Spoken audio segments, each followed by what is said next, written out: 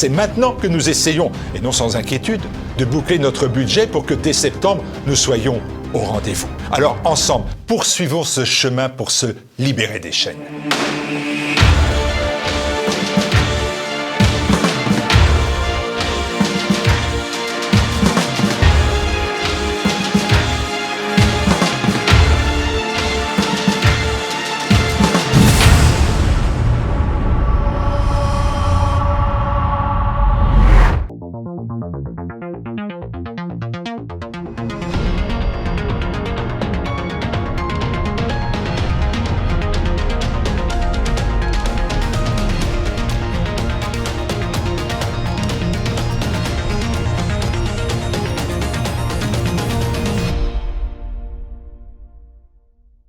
Bonjour à tous, chers téléspectateurs de TV Liberté, et bienvenue dans le numéro 510 Médias, l'émission de décryptage des médias. Bonjour Jean-Yves. Bonjour Lucas, pour cette 500e émission, un beau chiffre rond. Aujourd'hui, dans l'image de la semaine, nous reviendrons bien sûr sur ce cliché saisissant, déjà historique, de Trump se relevant le poing levé après la tentative d'assassinat contre lui. Le dossier du jour, quant à lui, sera lié à cette image de la semaine, puisqu'il sera consacré au rôle joué par les médias dans la montée de la violence contre l'ancien président américain et les théories du complot entourant les circonstances de cet attentat. Les pastilles de l'info ne seront pas oubliées. Le portrait piquant du jour sera consacré à Céline Pigalle. N'oubliez pas d'aimer cette vidéo, de la partager avec vos proches, de vous abonner à TV Liberté, c'est important. C'est parti pour le immédiat numéro 500.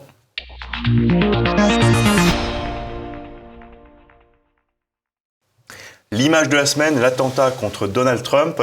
Cette photo, poing levé, triomphant, avec le drapeau américain en fond, visage ensanglanté après avoir reçu une balle dans l'oreille. Assurément un cliché qui entrera dans l'histoire récente des États-Unis et du monde. Jean-Yves, on voit le rôle très important joué par les photographes de campagne et du point de vue médiatique vraiment. Est-ce que cette image, Donald Trump, est-ce qu'il vient de gagner l'élection présidentielle ? Il faut être prudent. Évidemment, l'image iconique, et puis la main de Dieu, d'un certain point de vue, qui détourne la balle ou qui détourne la tête de la balle, va avoir un effet électoral. Donc il y a une séquence, évidemment, qui va, par contre-coup, bénéficier à Trump, de même que la séquence de la convention républicaine, avec le choix de son vice-président Vance, qui paraît assez pertinent, le ralliement d'une partie de la Silicon Valley et de quelques milliardaires, ce qui fait jamais de mal, sont plutôt en faveur d'une élection de Trump. Mais il ne faut pas oublier qu'on est à quelques mois encore de l'élection. Il ne faut pas oublier que la quasi-totalité du système médiatique américain reste hostile à Trump. Lors des élections de 2016, sur les 200 principaux médias américains, 193 roulaient à fond les manettes contre Trump. Ça n'a pas changé. Et puis, il y a enfin la fraude électorale. Et on se rappelle qu'en 2016, 80 millions d'électeurs avaient voté par correspondance. Or, on ne peut pas sécuriser le vote par correspondance. Donc, c'est une élection qui n'est pas jouée, d'autant que Biden va probablement être remplacé par un autre candidat un peu plus frais, et que ça va redistribuer les cartes. En tout cas, médiatiquement, ce qu'il faut retenir, c'est l'opposition de la masse des médias, on va le voir, et puis cette image qui est quand même extrêmement forte. Cette tentative d'assassinat contre l'ancien président américain s'inscrit dans un climat de violence, notamment créé par les médias du système, et nous allons développer cela dans notre dossier du jour.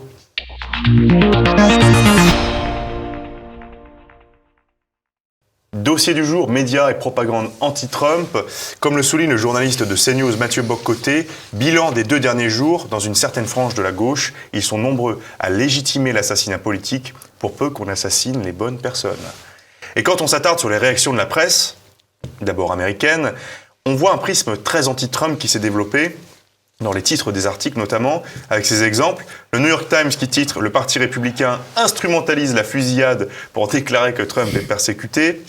Autre une honteuse, cette fois du Sunday Denver Post, un tireur mort dans une attaque, gunman dies in attack. Et du même acabit, immédiatement après l'attentat, CNN ment et hontément à son public pour limiter l'impact de l'événement en titrant « Le Secret Service évacue Trump après qu'il soit tombé » à son meeting.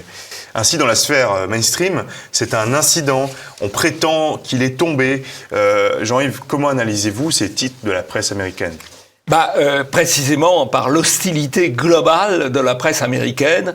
Je vous ai cité le chiffre de 2016, j'ai pas le chiffre actuel, mais l'ordre de grandeur n'a pas dû changer. 193 médias hostiles parmi les 200 principaux médias. Et donc, comme les médias se recopient les uns les autres, que les journalistes se surveillent les uns les autres, eh bien, tout de suite, on a tenté de minimiser les faits avant, évidemment, de reconnaître quand même la réalité de la tentative d'assassinat. Et de notre côté, un titre que nous retenons pour sa formule bien trouvée, c'est celle du Times of India. Donald Trump's death, traduite en français, cela donne « Donald trompe la mort ». Et ensuite, du côté de la presse française, ce n'est pas mieux. Pour minimiser l'attaque contre Trump, le journal anarcho-bancaire Libération titre « Donald Trump, a History of Violence ».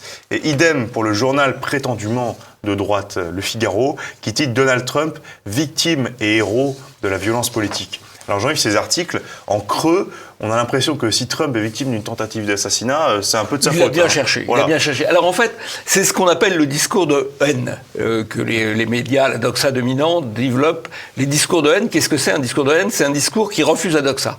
Donc si vous refusez la doxa immigrationniste, la doxa mondialiste, la doxa sur l'Ukraine, la doxa sur l'alarmisme climatique, vous tenez un discours de haine. Tout simplement parce que vous n'êtes pas d'accord avec le point de vue dominant. Et si vous tenez un discours de haine, vous légitimez la haine contre vous. Et ça, c'est la thématique de Libération, qui est quand même absolument extraordinaire. C'est aussi la thématique qu'on trouve effectivement, vous l'avez souligné à juste titre, dans Le Figaro, pas de n'importe qui au Figaro, de Madame Laure Mandeville, qui suit les affaires américaines, et qui, c'est sans doute une coïncidence, est une contributrice, une collaboratrice de l'Atlantic Council, qui est un instrument d'influence de l'État profond américain en Europe. Donc, elle relaie ce qu'on peut trouver dans la presse démocrate des États-Unis. Et en tous les cas, la presse Retenez française... son nom, Laure Mandeville, de l'Atlantic Council. Très bien, encore une. Et en tous les cas, la presse française et américaine tente d'amoindrir la gravité des événements, notamment par le vocabulaire employé. Comme le souligne l'influenceur canadien Alexandre Cormier-Denis, le narratif médiatique sur l'attentat contre Trump est hallucinant. Trump évacué, Trump blessé, détonation entendue au rassemblement de Trump. Les médias de gauche refusent de tirer correctement l'incident.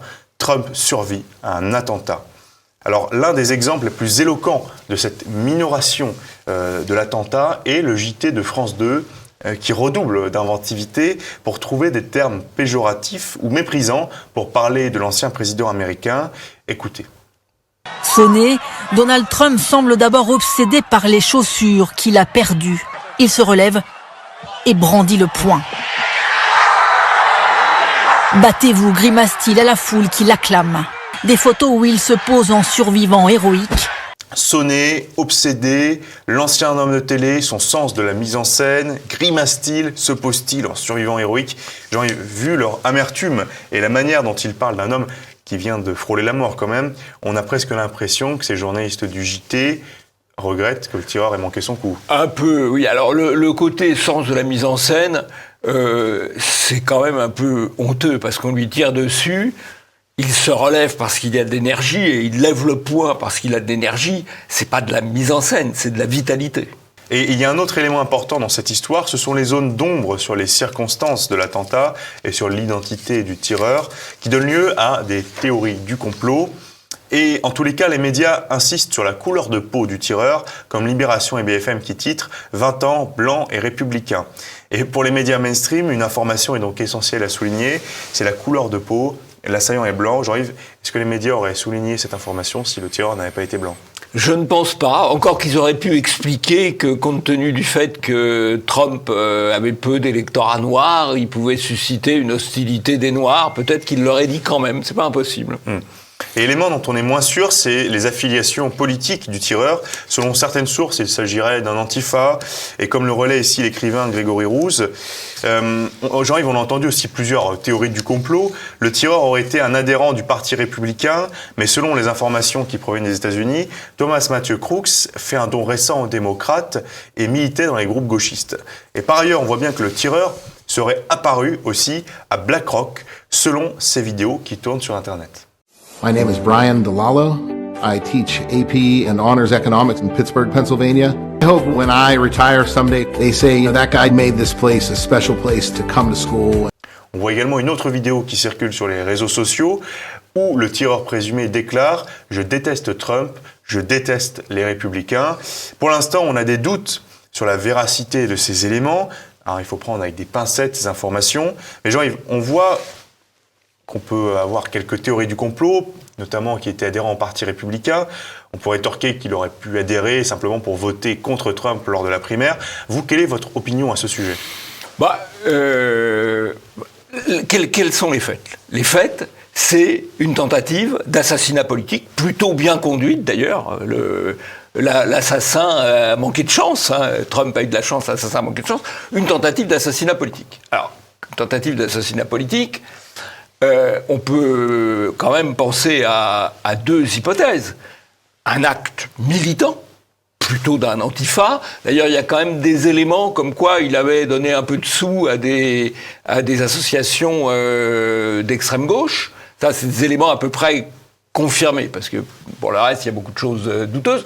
Donc, la première hypothèse, c'est une tentative d'assassinat politique d'un opposant politique à qui on a expliqué ou qui s'est auto-persuadé que Trump c'était le mal et donc qui veut bannir le mal. C'est la première hypothèse. La deuxième hypothèse, c'est une manipulation des services sur lequel il n'y a pas beaucoup d'éléments. Il faut quand même savoir qu'aux États-Unis, les États-Unis, c'est une grande démocratie. Grande démocratie. Corrigée par une puissance médiatico-judiciaire considérable, Nixon qui avait été contraint à démissionner, corrigé par la fraude électorale, Bush qui a été élu par la fraude électorale, les troubles qu'il y a eu, Kennedy élu aussi en partie par la fraude électorale, et corrigé aussi par l'assassinat Kennedy, quoi. Donc les États-Unis, c'est quand même la vie démocratique aux États-Unis, c'est pas un long fleuve tranquille, voilà. Donc qu'est-ce qui s'est passé ? Ce qui est sûr, c'est qu'il y a eu une tentative d'assassinat politique de Trump. Alors, ce qui me paraît le plus étrange quand même, c'est que là, nous parlons maintenant 4 jours après l'événement, et qu'il y a peu d'informations officielles qui sortent sur le tireur. Alors, on peut quand même penser que les services de police et de justice ont eu le temps de regarder son environnement, de regarder son ordinateur, de regarder son téléphone. Et donc, pour le moment, au moment où je parle, en tout cas, où nous parlons, c'est le blackout. Pourquoi ? Mais de même, concernant la théorie du complot, selon plusieurs témoignages sur place, le tireur aurait été repéré et signalé aux autorités plusieurs minutes avant, au moins 2 minutes avant les tirs. Jean-Yves, incompétence des services de sécurité ou inaction volontaire ? Alors, il y a un article paru mercredi du Washington Post qui... Washington Post, donc là on est dans le mainstream quand même, hein, c'est tout ce qu'il y a de plus politiquement correct, qui, d'après une étude audio, estime qu'il y a eu 10 tirs sont entendus, dont 8 émanant de l'auteur de l'attentat, 8 tirs, et que la présence de l'auteur de l'attentat sur le toit avait été signalée aux autorités au moins 80 secondes avant le premier tir. Donc ça ne plaide pas dans le sens de la qualité des services de sécurité qui ont été affectés à Trump. Alors évidemment, on peut imaginer beaucoup de choses. Ce qui est sûr, c'est que les discours de haine contre Trump ne peuvent que susciter le type d'acte auquel on a assisté, c'est-à-dire la tentative d'attentat, et cette tentative d'attentat peut susciter d'autres vocations. Voilà, ça c'est un peu l'aléa. Si en plus les services de sécurité ne mettent pas le maximum de moyens pour protéger Trump, il semblerait qu'il avait demandé des moyens plus importants, que ses équipes avaient demandé des moyens plus importants, au fond, on pourrait dire que l'État profond tente sa chance. S'il lui arrive un accident, il lui arrive un accident. Voilà. Bon, indépendamment de choses encore pires qu'on peut imaginer, mais sur lesquelles on n'a pas d'éléments. Vous savez que 50 ans après l'assassinat du président Kennedy, on ne sait toujours pas vraiment ce qui s'est passé, et on ne le saura peut-être jamais. Mais ce ne sont pas les seules théories du complot. Du côté de la gauche et des démocrates, certains accusent Trump d'avoir tout organisé lui-même. Comme le relaie la journaliste Aude Lancelin, les théories du complot explosent aux États-Unis après l'assassinat manqué, et sans surprise, les démocrates se surpassent, comme lors du Russiagate. Mais on a aussi droit au complotisme de la gauche française, avec Tristan Mendès France, qui tweet très subtilement « Difficile de ne pas penser à la tentative d'assassinat de Bolsonaro et de son élection peu après ». Trump se fait tirer dessus, mais c'est un complot pour être élu. Oui, un peu risqué quand même. Il y a eu aussi l'hypothèse qui a circulé dans les milieux démocrates américains, comme quoi il n'avait pas été touché à l'oreille, mais il avait percé une poche de sang. Voilà. Alors, c'est pour ça, si vous voulez, alors ça, je crois que c'est intéressant à dire. Il faut, sur tout ce qui circule immédiatement après un événement, il faut être extrêmement prudent. Parce que il y a beaucoup de ce qu'on appelle les deepfakes, c'est-à-dire des choses qui sont un peu fabriquées, des surinterprétations, dans les deux sens d'ailleurs. Il faut être systématiquement prudent dans un premier temps avant de croire quelque chose, et a fortiori avant de le relier. Voilà.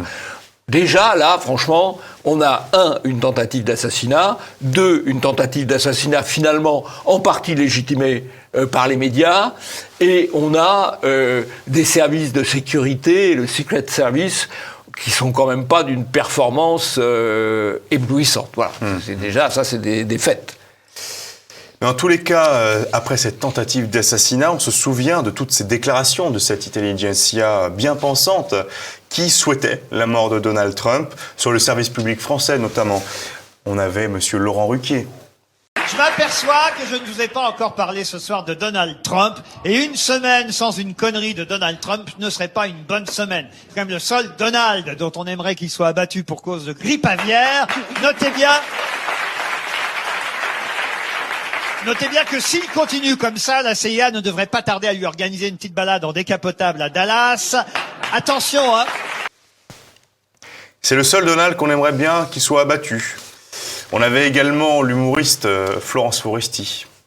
Est-ce que vous avez déjà souhaité la mort de quelqu'un ? Je crois pas, sincèrement, je crois pas. Hein. Est-ce que vous avez... Si, Trump. Mais je pense qu'il va se faire descendre. J'ai décidé qu'il allait se faire descendre. Bien. Ouais. Décidément, il y a certaines incitations à la haine qui passent mieux que d'autres. C'est-à-dire, qu'est-ce que c'est l'incitation à la haine ? En fait, c'est l'incitation à la haine contre ceux dont on ne partage pas les opinions. Voilà, c'est un monde inversé. On vous accuse de tenir un discours de haine parce que vous ne partagez pas l'opinion de tout le monde, et comme vous tenez un discours de haine, eh bien on légitime la haine contre vous. Voilà. Et ça, c'est valable aussi dans beaucoup de domaines. En politique intérieure française, ça joue aussi. Malgré la propagande des médias, Donald Trump sort assurément renforcé de cette séquence.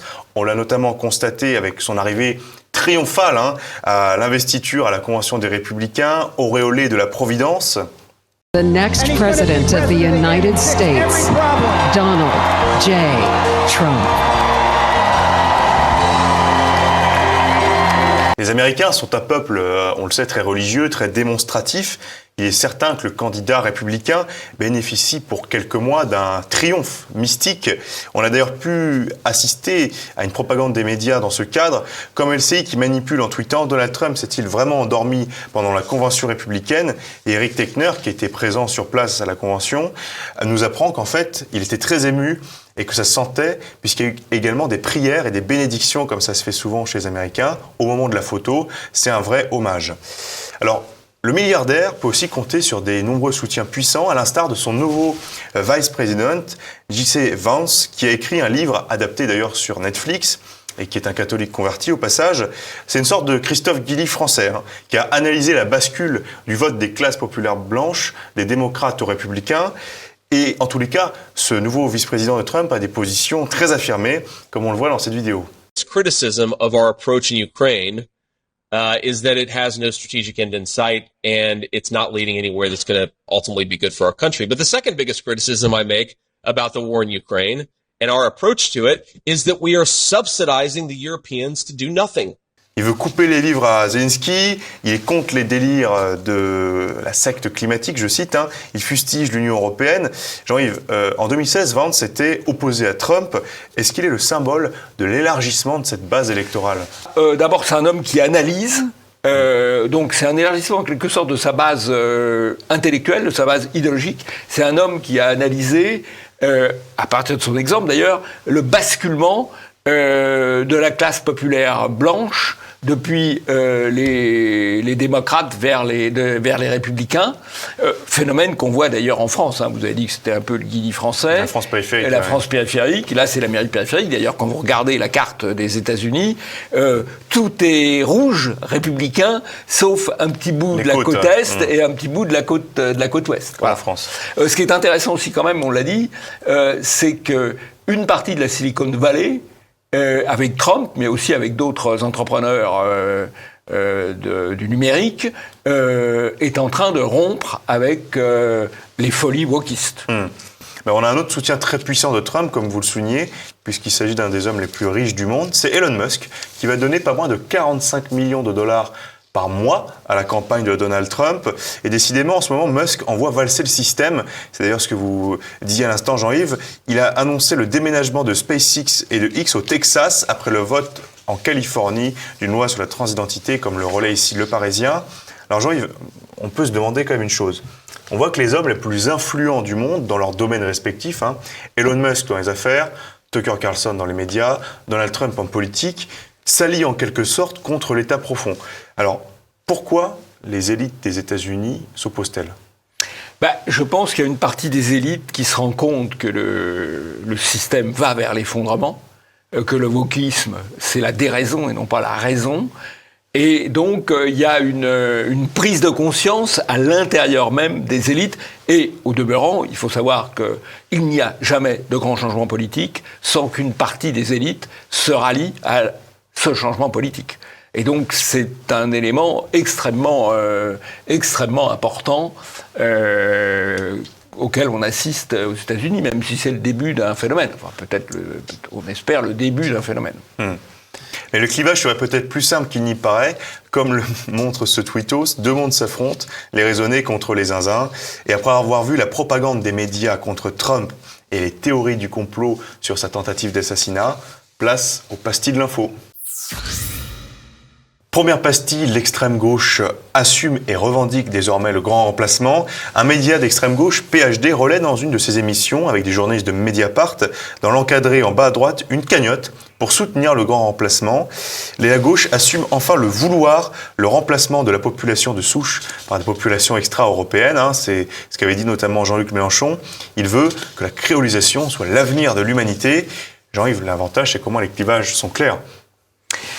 Et que le constat du grand remplacement doit être définitivement admis et il est inutile de continuer à le nier, puisque non seulement on le constate dans les faits, on le constate dans les statistiques démographiques, on le constate dans les rues, mais il est revendiqué par l'extrême gauche. Et notamment par Mélenchon qui parle du nouveau peuple. Et sur cette même chaîne, PhD, on peut entendre le retour du discours racialiste et identitaire de la part de la gauche. Écoutez. Disons que je peux. Du coup, t'es bien placé pour dire qu'on peut trahir sa classe et sa race. Enfin, pour le coup, je me reconnais dans Blanche, là dont tu viens de parler. Elle est plutôt moins blanche que Sophia Aram, et je dois dire que je me sens blanche comme blanche et blanche, c'est-à-dire pas très blanche. Rouler pour le pouvoir blanc, le retour de la race dans le débat public, est-ce que ce ne serait pas la pire erreur de la gauche ? La race, le mot a été supprimé de la Constitution, mais on n'en a jamais autant parlé que depuis que le mot a été supprimé de la Constitution, parce que peut-être les faits sont têtus et que les données d'origine sont premières avant les données de langue, avant les données de culture qui se surajoutent. C'est le retour du réel d'un certain point de vue. Deuxième pastille, le vol des Français pour rembourser la dette. On commence à voir apparaître ce genre de graphique sur Internet, comparant le patrimoine financier des Français et celui de la dette. Alors, c'est assez inquiétant parce que, comme l'appelle le CVE Sandrine Rousseau, on pourrait mobiliser l'épargne pour reprendre la main sur notre dette. Alors, Jean-Yves, est-ce que vous avez un compte en Suisse pour vous en sortir ? J'aimerais bien. Ah. J'aimerais bien. J'aime beaucoup les montagnes suisses, mais je ne connais pas les banques suisses. Je le regrette. Ouais, mais ce qui coûte cher, par exemple, c'est de rendre baignable la Seine avec l'argent public des Français. Alors, ce qui est intéressant, effectivement, c'est qu'alors que le sujet de la dette apparaît au premier plan, que le coût de la dette, c'est 40 milliards par an aujourd'hui, et qu'on pense que ce sera assez vite 80 milliards, c'est-à-dire 40 milliards de plus à trouver, on continue de dépenser et d'amuser le public, puisque, alors qu'il y a ce problème de la dette, qui est un problème aujourd'hui considérable, au fond, les médias s'occupent du cirque autour de la Seine, la baignade de Madame Oudéa Castéra, la médiade de Madame Hidalgo, la médiade du préfet de la région Île-de-France. On amuse les gens, tout ça coûte cher. 30 € par Français. 30 € par Français pour payer un bain de 5 minutes à 2-3 vedettes défraîchies, c'est quand même un peu coûteux, quoi. Cela nous permet de faire la transition avec notre troisième pastille. Troisième pastille, cérémonie des JO, ça promet. Alors que les JO commencent dans quelques jours maintenant, on monte en puissance dans ce qui nous attend, notamment avec Patrick Boucheron, qui a participé à organiser la cérémonie d'ouverture. Il nous dit qu'il y aura un refus de la démonstration patriotique lors de cette cérémonie et qu'il y aura aussi on va prôner un métissage planétaire pour déconstruire les stéréotypes. Alors, ça promet. Ça promet. Alors c'est le même esprit, mais à plus grande échelle encore, que ce qu'il y avait eu lieu en 1989 lors du bicentenaire de la Révolution, qui avait été commémoré aussi sous l'angle de la République universelle, avec les tambours du Bronx, etc. Et là, c'est un peu le même esprit. Alors ce qui est intéressant, c'est qu'au fond, leur objectif, c'est de faire un anti-Puy du Fou. Sauf que le Puy du Fou, c'est 3 millions de visiteurs par an. Ce sont des gens qui payent pour voir ça, qui payent pour aller au Puy du Fou, alors que là, c'est le contribuable qui va payer pour imposer un spectacle de déconstruction devant le monde entier, sans forcément avoir un grand succès, parce qu'on a l'impression que les JO, ça n'a pas vraiment démarré, ça n'enthousiasme pas encore grand monde Aujourd'hui, 3 millions de billets sont encore en vente. Voilà. On a aussi droit, encore une fois, à une drag queen. Et comme le souligne Destination Télé, la drag queen Minima Guesté a porté la flamme olympique cet après-midi au musée Carnavalet à Paris. Et la flamme était juste avant, à la mosquée de Paris. Et les organisateurs n'avaient pas choisi la drag queen pour porter la flamme dans ce lieu de culte. Alors, c'est curieux. Oui, c'est curieux. Comme c'est curieux. Ça s'annonce grandiose quand même. Oui. C'est-à-dire que tout le déplacement de la flamme, c'est des opérations de communication autour de cas particuliers, de minorités ethniques, de minorités religieuses, de minorités sexuelles. C'est une opération de propagande. C'est une opération de propagande massive. Quatrième et dernière pastille, le gouvernement allemand censure un magazine patriote. En Allemagne, le magazine Compact, qui est un mensuel diffusé à plus de 40 000 exemplaires, a été interdit par le ministère de l'Intérieur car il irait à l'encontre de l'ordre constitutionnel. Il s'opposait notamment surtout à l'immigration et des perquisitions ont notamment été effectuées. Le matériel de la rédaction de Compact a été saisi par la police. Jean-Yves, les Allemands sont-ils pires que la France en matière de censure des patriotes ? Je pense que la situation est plus difficile en Allemagne. L'Allemagne, si vous voulez, elle est héritière de 3 polices politiques. Il y a eu la Gestapo, il y a eu la Stasi, et il y a, qui reprend un peu d'ailleurs le double héritage, l'Office fédéral de protection de la Constitution, qui permet d'opérer des opérations d'infiltration, voire de manipulation, dans les milieux considérés comme idéologiquement dangereux. Donc oui, je pense que la situation est plus dure en Allemagne qu'en France, oui. On arrive déjà au terme de ce numéro 500 d'Immédiat. Merci pour votre fidélité. N'oubliez pas d'aimer cette vidéo, de vous abonner ou de vous réabonner à TV Liberté. À la semaine prochaine, peut-être Jean-Yves, vous serez en vacances et sûrement à distance. Mais il y aura toujours Immédiat, de toute façon. On verra bien. En tous les cas, on ne se quitte pas sans le portrait piquant du jour qui sera consacré à Céline Pigalle. Céline Pigalle n'est pas la plus connue des journalistes de radio-télévision. Mais elle représente une sorte d'archétype du monde libéral-libertaire, marqué à la fois par l'intolérance, l'entre-soi et la bonne conscience. Céline Pigalle est née en 1972 dans la région parisienne. Études à Sciences Po, puis à l'école de journalisme de l'ESJ de Lille, la plus gauchiste des écoles de journalisme.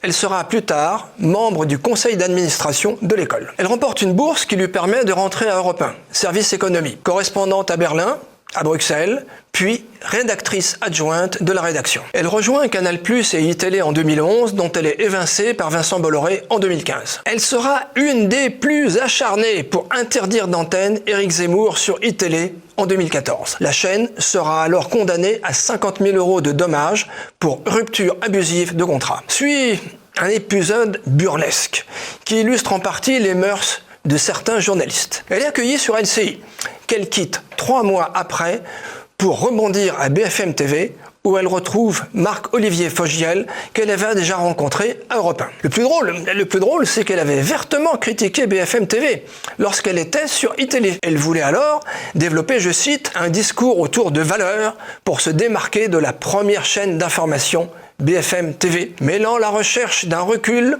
contre l'immédiateté de l'information réelle et la défense d'un certain humanisme. Fin de citation. Un humanisme à géométrie variable pour celle qui devient directrice de la rédaction de BFM TV. Le mouvement des Gilets jaunes et la crise du Covid seront des chemins de croix pour BFM, accusés de suivre de trop près le discours gouvernemental. Elle se défendra maladroitement en soulignant, je cite, dans un moment aussi où on dit qu'on est en guerre, avec toute la notion de cohésion générale de la société, vous êtes rappelé au fait qu'il ne faut pas non plus trop troubler les gens. Et finalement, même si on a tenté au maximum de s'extraire de tout ça, pas trop aller à rebours de la parole officielle, puisque ce serait fragiliser un consensus social. Fin de citation. Traduction. On peut mentir, pas trop, un peu, mais de bonne foi, pour conforter une parole politique. Reconnaissons à Céline Pigalle le mérite de la franchise. En février 2023, elle est nommée à la tête du réseau de radio publique locale France Bleu en lieu et place de Jean-Emmanuel Casalta. Il lui incombe de faire cesser l'érosion progressive des audiences et de mettre en œuvre le rapprochement forcé avec France 3, ce qui lui a valu d'entrée une motion de défiance. Céline Pigalle intègre du même coup le comité de direction de Radio France. Pour revenir au renvoi d'Éric Zemmour, dit Télé, elle se justifie ainsi. Je cite, « Éric a longtemps eu une lecture des événements enrichissante, mais lors de la sortie du suicide français, il a multiplié les provocations gratuites pour mieux vendre son livre. Je ne l'ai pas licencié par idéologie, mais par pragmatisme. Il ne respectait plus rien. » Fin de citation. Explication de texte. Éric Zemmour ne respectait plus les codes du journalisme de la gauche progressiste de son milieu. Comme le chantait Guy Béard, il a dit la vérité. Il doit être exécuté, de préférence par ses confrères.